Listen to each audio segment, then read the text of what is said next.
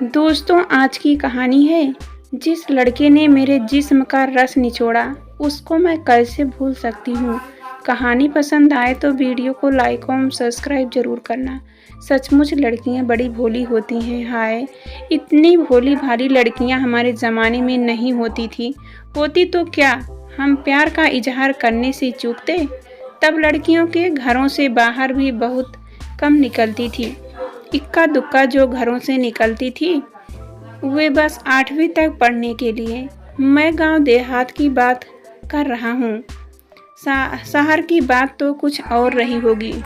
High school और intermediate में मेरे साथ एक भी लड़की नहीं पढ़ती थी। निगाहों के सामने जो भी जवान लड़की आती थी वह या तो अपने गांव की कोई बहन होती थी या फिर कोई रिश्तेदार, जिससे नज़र मिलाते हुए भी शर्म आती थी। इसका मतलब यह नहीं कि गांव में प्रेमाचार नहीं होता था। कुछ हिम्मती लड़के लड़कियां हमारे ज़माने में भी होते थे जो चोरी छिपे ऐसा काम करते थे और उनके चर्चे भी गांव वालों की ज़बान पर चढ़े रहते थे। लेकिन तब की लड़कियां इतनी भोली नहीं होती थी, क्योंकि उनको बहलाने फुसलाने और भगा कर ले जाने के किस्से ना तो आम थे ना ही खास। अब जब मैं बुढ़ापे के पायदान पर खड़ा हूँ तो आए दिन न केवल अखबारों में पढ़ता हूँ, टीवी पर देखता हूँ, बल्कि लोगों के मुख से भी सुनता हूँ कि हर दिन बहुत सारी लड़कियाँ बलात्कार का शिकार होती हैं। लड़कियाँ बयान देती हैं कि फला व्यक्ति या लड़के ने बहला फुसला कर उसके साथ बलात्कार किया और अब शादी करने से इनकार कर रहा है।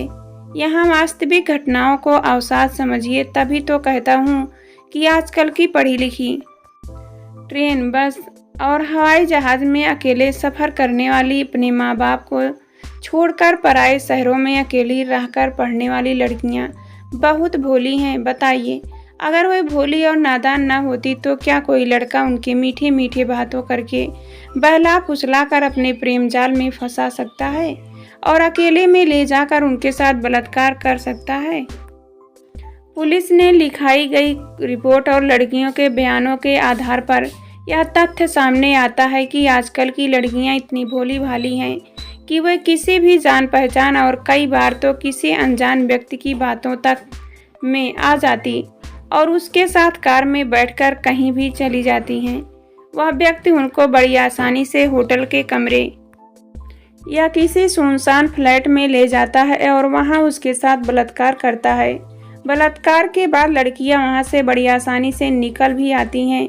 3-4 दिन तक उन्हें अपने साथ हुए बलात्कार से पीड़ा या मानसिक अवसाद नहीं होता, लेकिन फिर जैसे अचानक ही वे किसी सपने से जागती हैं और बिलाती हुई बलात्कार का केस दर्ज करवाने पुलिस थाने पहुंच जाती हैं। लड़कियां केवल इस हद तक ही भोली नहीं होती हैं, वे किसी भी अनजान लड़के की बातों पर विश्वास कर लेती हैं और उसके साथ अकेले जीवन गुजारने के लिए तैयार हो जाती हैं। लड़कों की मीठी मीठी बातों में आकर वे अपने शरीर को भी उन्हें समर्पित कर देती हैं।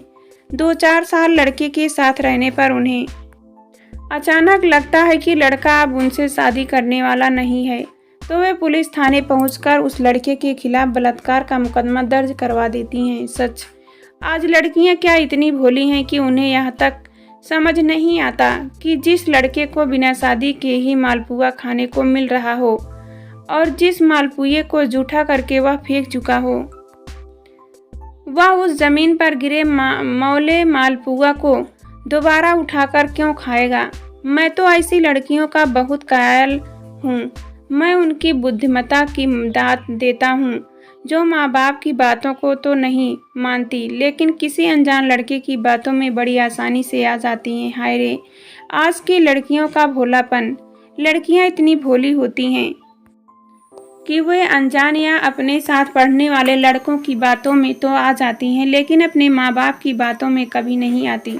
जवान होने पर वे उनका कहना नहीं मानती। उनकी सभी नसीहतें उनके कानों में जूं की तरह रेंग जाती हैं और वह अपनी चाल चलती रहती हैं। वह अपने लिए कोई भी टुटपुंजियाँ झोपड़पट्टियाँ में रहने वाला टेढ़ा मेढ़ा बेरोजगार लड़का पसंद कर लेती हैं, लेकिन माँ बाप द्वारा चुना गया अच्छा पढ़ा लिखा नौकरीशुदा संभ्रांत घर परिवार का लड़का उन्हें पसंद नहीं आता।